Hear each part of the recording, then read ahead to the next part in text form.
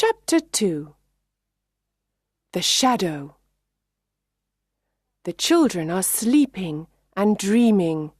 Suddenly, the window opens. A small ball of light enters the nursery and flies around. It is a lovely fairy called Tinker Bell. She is looking for something. After a moment, a young boy enters the nursery and says, "Tink, where are you? Please find my shadow."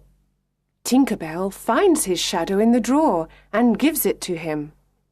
Now I can stick the shadow to my feet with some soap, he thinks. He tries and tries again, but he can't. He is very confused and starts crying. Wendy wakes up and sees the boy, but she's not afraid. His clothes are made of leaves. "Little boy, why are you crying?" Wendy asks. The boy takes off his cap and asks, "What's your name?" "Wendy Moira Angela Darling. What's yours?" "Peter Pan." "Is that all?" "Yes." says Peter. Then he thinks, "My name is very, very short." Wendy looks at his shadow and asks, "Can I help you with your shadow?"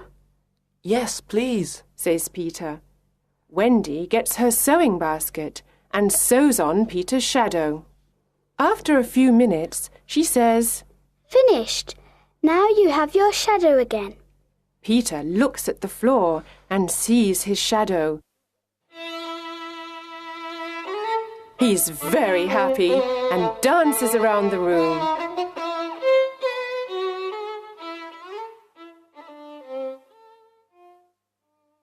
"Oh, Wendy, you are wonderful," says Peter. "Do you really think so?" asks Wendy. "Yes," says Peter. Wendy smiles and gives Peter a kiss on the cheek. "Oh," says Peter. "how nice." "How old are you, Peter?" asks Wendy. "I don't know, but I am young. I don't want to grow up. I always want to be a boy and have fun." Peter looks around the room for his fairy.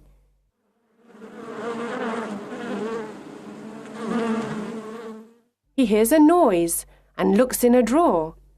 Tinker Bell flies out. Wendy is delighted to see a fairy, but Tinker Bell is afraid. She hides behind the big clock. "Where do you live, Peter?" asks Wendy. "I live in Neverland with the lost boys," says Peter. "Neverland? The Lost Boys? Who are they?" asks Wendy. "The lost boys haven't got a mother or father. They are alone in the world and they live in Neverland. I am their captain. In Neverland, we fight the pirates. We also swim in the lagoon with the beautiful mermaids. Fairies live in the trees in the forest. The fairies are my friends," says Peter. "Oh, what fun!" says Wendy. "I must go back now. I must tell the lost boys a story. They love stories," says Peter. "Don't go away. I know a lot of stories," says Wendy. "Then come with me, Wendy. You can tell us stories. We all want a mother. Please come," says Peter. "But I can't fly," says Wendy. "I can teach you to fly." Says Peter. "Can you teach John and Michael to fly too?" "Yes, of course," says Peter. "John, Michael, wake up. This is Peter Pan. He's from Neverland. It's a beautiful place," says Wendy. John and Michael are very surprised. "We can go there with them. But first we must learn to fly," Wendy says. Wendy, John and Michael are very excited. They try to fly, but fall on the beds and on the floor. "No, no," says Peter. "Here is some fairy dust." He puts some fairy dust on their shoulders. "Now try again," says Peter. "Look, says Wendy.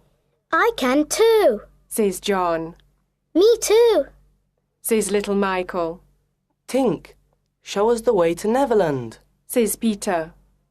They follow Tinker Bell and fly out of the nursery window. In the garden, Nana looks at the sky and barks. Mr. and Mrs. Darling return from the dinner party. They go into the nursery, but it is empty.